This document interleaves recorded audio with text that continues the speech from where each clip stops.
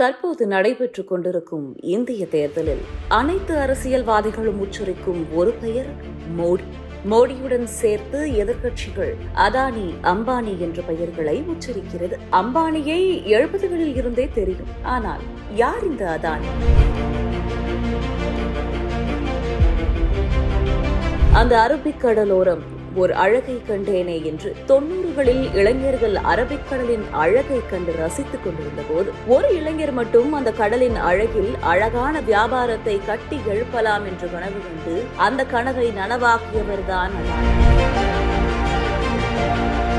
ஜவுளி தொழில் செய்த ஜெயினரான சாந்திலால் அதானியின் 3வது மகனான கௌதம் சாந்திலால் அதானி 1962 ஜூன் மாதம் 24ஆம் தேதி பிறந்தார். குடும்பமே ஜவுளி தொழிலில் ஈடுபட்டிருந்த போதும் இவருக்கு ஏனோ அந்த தொழில் போதுமானதாக தெரியவில்லை. இதனால் தொழில் ஆர்வம் கொண்ட எல்லா குஜராத்திகளைப் போல கௌதம் அதானியும் 1978 மும்பைக்கு ரயில் ஏறினார். மும்பையில் வைர வியாபாரத்தில் ஈடுபடும் மகேந்திரா பிரதர்ஸ் நிறுவனத்தில் பணிக்கு சேர்ந்து வியாபார சூத்திரங்கள் கற்று கைவரப்பெற்ற பிறகு தனியாக வைர வியாபார புரோக்கராக உருவெடுத்தார்.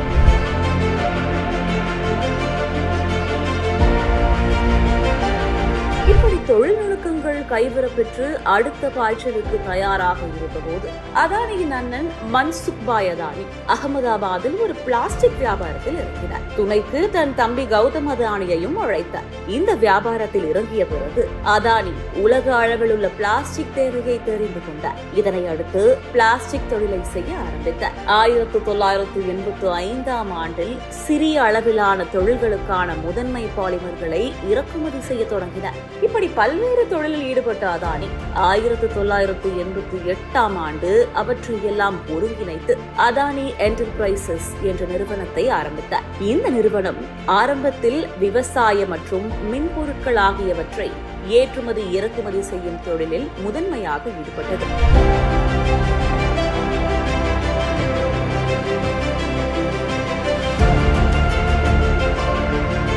அதானி நிறுவனம் ஆரம்பித்து 3வது ஆண்டில் இந்தியாவில் பொருளாதார தாராளமயமாக்கல் என்ற சரித்திர முக்கியத்துவம் வாய்ந்த நிகழ்வு நடந்தது. இது ஓடிக்கொண்டிருந்த அதானிக்கு ஜெட் வேகத்தில் பறக்கலாம் என்ற எண்ணத்தை விதைத்தது.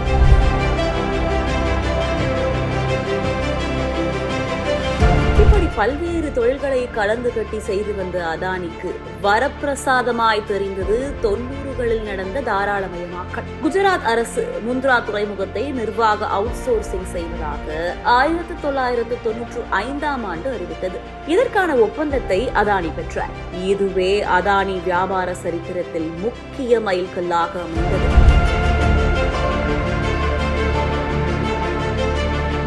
இப்படி துறைமுகம் கட்டுமானத்தில் தொடங்கிய அதானியின் வியாபார சாம்ராஜ்யம் இன்று மின்சார உற்பத்தி, இயற்கை வளங்கள், போக்குவரத்து, மின் பகிர்மானம், பாதுகாப்பு, பழங்கள், புதுப்பிக்கத்தக்க ஆற்றல், ரியல் எஸ்டேட், நிதி சேவைகள், வீட்டுக்கடன் சேவைகள், விமான நிலைய நிர்வாகம், மெட்ரோ ரயில் சேவை, டேட்டா சென்டர் என்று எத்தனை வாய்ப்புகள் இருக்கிறதோ அத்தனை துறைகளிலும் கொடிகட்டி பறந்து வருகிறார்.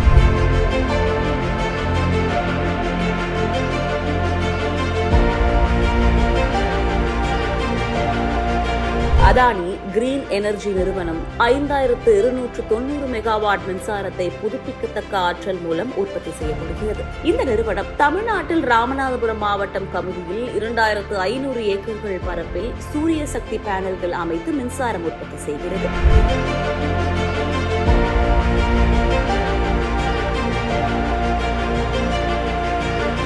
அதானியின் இந்த அபார வளர்ச்சியின் மீது பல்வேறு குற்றச்சாட்டுகள் எழாமல் இல்லை. மோடி பிரதமரான பிறகு அதானியின் வளர்ச்சியும் அசுரவேகத்தில் இருப்பதால் அவரது வளர்ச்சியின் மீது பல்வேறு தரப்பினரும் சந்தேகத்தை ஏற்படுத்தியுள்ளனர். அந்த சந்தேகத்திற்கு வலு சேர்க்கும் வகையில் மோடி பிரதமரான பிறகு ஆஸ்திரேலியாவில் கார்மைக்கேல் நிலக்கரி சுரங்கத்தில் நிலக்கரி எடுக்க அதானி குழுமத்திற்கு அனுமதி கிடைத்தது. இதற்கு அங்குள்ள மக்கள் எதிர்ப்பு தெரிவித்தனர். இதனிடையே இந்த ப்ராஜெக்டிற்கு SBI வங்கி அதானிக்கு 6000 கோடி ரூபாய் கடன் அளிப்பதாக அறிவித்தது. இந்த அறிவிப்பிற்கு பின்னணியில் பிரதமர் மோடியுடனான நட்பை அதானி பயன்படுத்தியதாக கூறப்பட்டது.